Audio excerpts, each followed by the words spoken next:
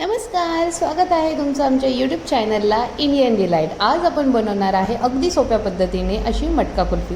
त्यासाठी मी 1 लिटर दूध हे गरम करायला गॅसवर ठेवलेलं आहे। ते 1 लिटरचं अर्धा लिटर होईपर्यंत आपल्याला त्याला छानपैकी उकळून घ्यायचं आहे। हे दूध उकळते तोपर्यंत आपण कुल्फीचं प्रीमिक्स तयार करून घेऊया। हे प्रीमिक्स तुम्ही स्टोअर करू शकता 15 ते 15 दिवसापर्यंत। त्यासाठी 1 कप साखर, त्यामध्ये काजू, बदाम, पिस्ता, इलायची हे टाकायचं आहे आणि त्यानंतर त्यामध्ये थोडंसं असं कस्टर्ड पावडर टाकायचं आहे। कस्टर्ड पावडरचं प्रमाण तुम्ही जास्तही नका घेऊ, कमी प्रमाणात घ्या, फार कस्टर्ड पावडर यामध्ये लागत नाही।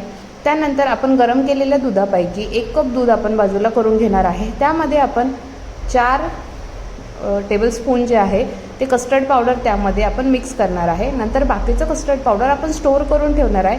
हे तुम्ही फ्रीजमध्ये स्टोअर करू शकता किंवा तुम्ही असंही स्टोअर करू शकता। याची शेल्फ लाईफ जी आहे ती मॅक्झिमम 1 आठवड्यापर्यंत राहते आणि फ्रीजमध्ये 15 दिवसापर्यंत तुम्ही त्याला ठेवू शकता।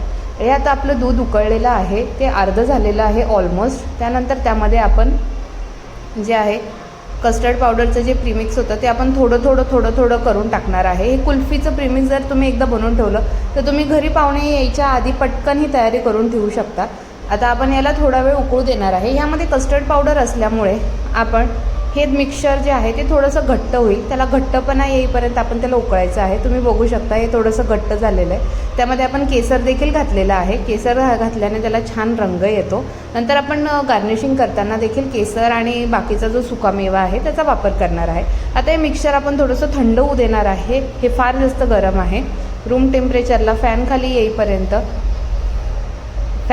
रूम टेम्परेचरला येईपर्यंत आपण थंड करून घेणार आहोत। त्यानंतर आता ह्यामधलं थोडंसं मिक्सचर काढून मी ह्याला मिक्सरच्या भांड्यामध्ये फिरवून घेणार आहे, म्हणजे याचं टेक्स्चर छान सॉफ्ट होतं आणि जी कुल्फी आहे ती एकदम अशी मलाईदार आणि सॉफ्ट लागते।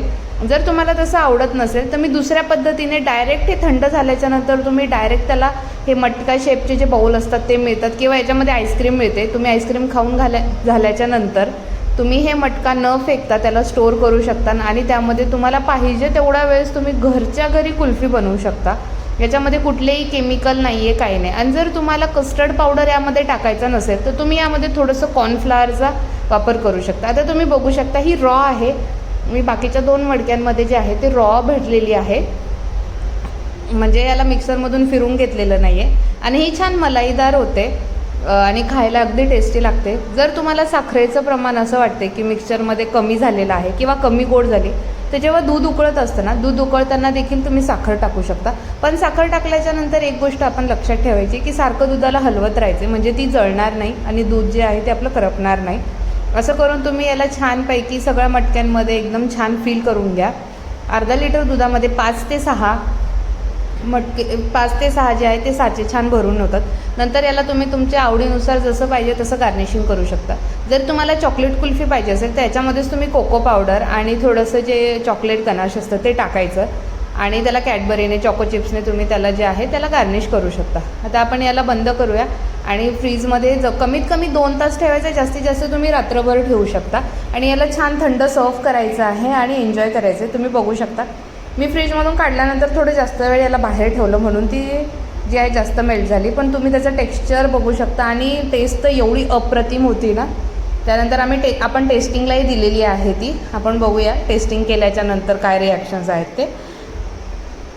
व्हिडिओ आवडल्यास चॅनलला नक्की सबस्क्राईब करा।